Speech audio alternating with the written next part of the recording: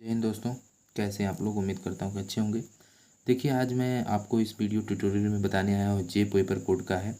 Printed page 4 है जो मैं आपको लेके आया हूँ हिंदी का पेपर। आज यानी कि 13 अगस्त 2022 को जो अभी भी लेटेस्ट हिंदी का पेपर हुआ है वो मैं आपको बताने के लिए लाया हूँ कि किस तरह से अवध डॉक्टर राम मनोहर लोहिया अवध विश्वविद्यालय में पेपर कैसे आया था। आज का पेपर देखिए दोस्तों, दिया गया पहले आप देख सकते हैं ध्यान से कि बीए लिखा है फर्स्ट और सेमेस्टर सेकंड, यानी कि आप लोगों को मालूम होना चाहिए कि बीए में अब 2 तिहाई 6 बार एग्ज़ाम होने को है। इसमें बीए फर्स्ट ईयर में सेकेंड सेमेस्टर इसका मतलब ये है कि फर्स्ट सेमेस्टर हो गया है, जिसका रिजल्ट भी आउट हो गया है। आप देख सकते हैं कि ऑफिशियल्स वेबसाइट जो होती है इसकी, इसे भी आप जाके चेक कर सकते हैं अपना रिजल्ट। और उसका तुरंत एग्ज़ाम अब दोबारा चल रहा है। नई शिक्षा नीति की 2020 की जो नई शिक्षा नीति रही है उसके अंतर्गत ये पेपर किस तरह से बना है। इसमें कंप्यूटर भी है, जैसा कि आप देख पा रहे होंगे, कार्यालयी हिंदी और कंप्यूटर। तो यह पेपर कैसा था, हिंदी का पेपर कैसा आ रहा है बीए में, आपको मैं दिखाते चलूँ। जो हमारे साथी इंटर की तैयारी कर रहे हैं हाई स्कूल की, वो अभी से जानना प्रारंभ करें कि उनका हाई इंटर के बाद जब वो बीए करेंगे तो उनका हिंदी पेपर किस ऐसे ही आएगा, किस तरह से आता है, यह जानने की जिज्ञासा हम सभी की रहती है। तो आइए देखते हैं पेपर कैसा था। टाइम 3 आवर्स यानी 3 घंटे का था। मैक्सिमम मार्क्स जो था 75। निर्देश दिया गया है कि यह प्रश्न पत्र 3 खंडों में विभक्त है। प्रश्नों के उत्तर निर्देशानुसार देना है। प्रश्नों के अंक उनके सम्मुख अंकित हैं। खंड अ से जैसे दिया है, निर्देश की सभी प्रश्न अनिवार्य है। प्रश्नों का उत्तर अधिकतम 50 शब्दों में देना है, 10 × 2 यानी कि 20। और पहला प्रश्न आप देख पा रहे हैं, लिखा कार्यालयी हिंदी का आशय स्पष्ट कीजिए। कार्यालयी हिंदी का आशय स्पष्ट करना था। यह यानी कि टोटल 10 प्रश्न हैं और एक प्रश्न 2 नंबर का। तो जाहिर सी बात, ये कितने नंबर का होगा दोस्तों, 2 नंबर का होगा। Thank you. आगे बढ़ते हैं। इसके बाद दोस्तों देखिए, अगला प्रश्न है दूसरा। देखिए लिखा है कि पारिभाषिक शब्दावली पर प्रकाश डालना था। 2 नंबर का है, सरकारी पत्र किसे कहते हैं यह बताना था। तीसरा प्रश्न, निविदा से क्या आशय है। पांचवा था, टिप्पण का अर्थ समझाना था। पल्लवन से आप क्या समझते हैं। प्रतिवेदन किसे कहते हैं। कंप्यूटर का पूर्ण रूप लिखना था। वेबसाइट का क्या अर्थ है। हिंदी भाषा के विभिन्न फॉन्ट का उल्लेख करना था। खंड ब से दिया है दोस्तों कि निर्देश में क्या दिया है कि इस खंड में कुल 8 प्रश्न है, जिनमें से 5 प्रश्नों को उत्तर देना है। प्रत्येक उत्तर अधिकतम 200 शब्दों में देना है। 5 × 7 35, यानी कि टोटल दोस्तों एक प्रश्न 7 नंबर का होगा। 5 करना है, एक प्रश्न 7 नंबर का होगा, तो टोटल 35। देखिए कह रहा है 8 प्रश्न है जिनमें 5 करना है। 8 प्रश्न है, कितना दोस्तों प्रश्न, 8 प्रश्न है और 5 ही आपको करना है। तो एक प्रश्न 7 नंबर का होगा, 5 करना है तो 7 का 1 नंबर होगा, यानी कि 7 × 5 = 35। वही चीज़ यहाँ पे दोस्तों लिखा, ठीक समझ में आया बात। फिर कह रहे हैं कि कार्यालयी हिंदी के स्वरूप को स्पष्ट कीजिए। यह साहित्यिक हिंदी से किस तरह भिन्न है, ये आपको बताना था। ये पहला 7 नंबर का, ये आप ले लीजिए। और इसके बाद जो ये किया गया पेपर नोट, ठीक है। तो इसमें दूसरा देखिए दोस्तों दिया है कि प्रशासनिक, क्या दोस्तों एक बार कैमरा नीचे करके दिखा देता हूँ आपको। दिया है प्रशासनिक शब्दावली पर प्रकाश डालना है। इसके बाद तीसरा देखिए लिखा, प्रेस विज्ञप्ति का आशय स्पष्ट करना था। इसके बाद चौथा है, संक्षेपण का तात्पर्य स्पष्ट करना है।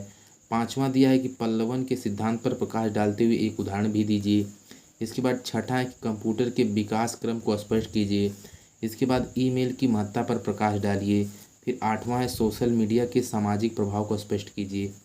ये आपको करना, 8 था, 5 करना था। खंड स से देखिए दोस्तों क्या कर रहा है कि निर्देश है किन्हीं 2 प्रश्नों को उत्तर दीजिए। अधिकतम 500 शब्दों में होना चाहिए। 2 × 10 यानी कि 20, यानी कि 2 प्रश्नों को करना है। एक प्रश्न 10 नंबर का है। कैसे करना है, 500 शब्दों में, कम से कम जो शब्द की जो सीमा रेखा हो वो 500 होनी चाहिए। यही इनके कहने का मतलब है। देखिए पहला जो प्रश्न है वह कह रहा है कि प्रेस विज्ञप्ति क्या है, इसके उद्देश्य एवं स्वरूप पर सविस्तार प्रकाश डालना है। ये 10 नंबर का है अगर आप इसे कर रहे होंगे तो। फिर लिखा है कि पत्राचार का आशय स्पष्ट करते हुए उसके प्रकारों पर प्रकाश डालिए। ये भी 10 नंबर का है। तो अगर इन दोनों का आप कर देते हैं तो आपका नंबर यहीं पे 20 हो जाता है। आगे देखते हैं। आगे और लास्ट पे आप पा रहे होंगे, आप देख पा रहे होंगे कि लिखा है कि तीसरा प्रश्न है कि प्रारूपण का अर्थ सामान्य परिचय एवं लेखन पद्धति को स्पष्ट करना था। या आप इसे करते तो 10 नंबर का। या फिर दिया है कि हिंदी भाषा में कंप्यूटर प्रौद्योगिकी पर प्रकाश डालिए। ये भी 10 नंबर का। कोई इसमें से 2 ही करना है, यानी 20 नंबर का यह है दोस्तों। और इसके बाद ये 502 पेपर का नंबर दिया रहता है जो सीरियल, और जे जो इसको मैं आपको दोस्तों बता दूं, ये आप देखेंगे पेपर भिन्न भिन्न रहता है पूरे, मतलब कि पूरे जो ज़िले में होता है इस यूनिवर्सिटी, तो इसमें JKLM ऐसे कोड करके आता है। तो जे से जिनका रहेगा वो प्रश्न सेम ऐसा मिलता रहेगा, ठीक है दोस्तों, ये इसका मतलब होता। और इसका मतलब दोस्तों आपको मैं बता दूं 502 ये सीरियल नंबर होता है, पेपर जो बनता है उसका होता है 502 402 सबका अलग अलग ही होता है, ठीक है दोस्तों। 502 का जो मिलेगा सेम प्रश्न रहेगा, और प्रश्न एकदम ऐसे ही लिखा रहेगा। बात समझ पा रहे हैं, प्रश्न इधर उधर नहीं रहेगा। जैसे आप देखेंगे पहले प्रश्न में कार्यालय हिंदी का आशय स्पष्ट कीजिए, तो ये उसमें भी मिलेगा उतना ही नंबर पे, और अलग ही पेपर कोड रहेगा, और एक के रहेगा तो आपको अलग वो प्रश्न, मतलब यही प्रश्न रहेगा, इधर उधर रहेगा। समझ में आ रही बात हो? और कोई इसमें से जो चीज़ आपको समझ नहीं आ रही है? और ये PTO का मतलब क्या होता है आप बताएंगे हमें? PTO का मतलब मैं आपको बता देता हूँ, हालांकि सभी लोग बताए होंगे, लेकिन PTO का मतलब मैं आपको इधर बता दे रहा हूँ। देखिए सर, चीज़ की बात मैं कर रहा था, PTO का मतलब वैसे बहुत से यूट्यूबर बताए भी होंगे, ऐसी बात नहीं कि नहीं बताएंगे कोई हमारे भाई। तो PTO का जहाँ तक सवाल है, PTO का मतलब होता है पीछे पलट के देखना, पीछे पलट के देखना। तो मैं आपको हिंदी और ठेठ भाषा में मैं बताते चल रहा हूँ, लेकिन अंतोगत्वा इसका मतलब होता है पेड टाइम ऑफ होता है।